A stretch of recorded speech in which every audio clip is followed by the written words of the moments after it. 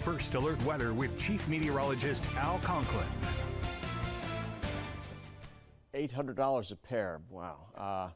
I know I'd break them.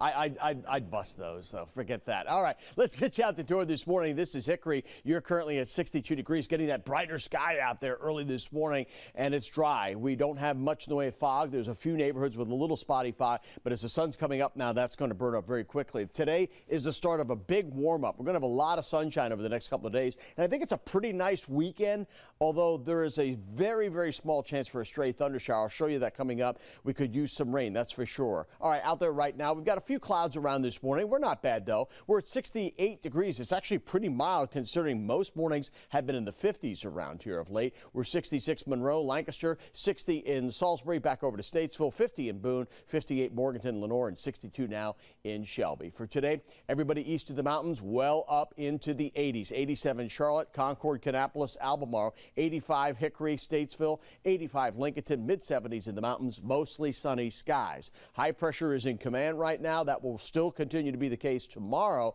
Then as we head towards the weekend, this front will move in on Saturday. That might trigger one or two thunder showers Saturday afternoon, though I'm not expecting a lot of rain. For today, 87 degrees. Knights are home tonight, and this is one of the last games of the season. 7:04, first pitch about 82. You'll be in the 70s during the evening hours. 89 tomorrow, really hot stuff. And those high school football games are going to be very warm. Kickoff temperature about 83 degrees. You'll settle back into the 70s. Saturday, again, a small chance for a thunder shower. I don't think there's a lot of rain chance. I don't see anything coming on Sunday.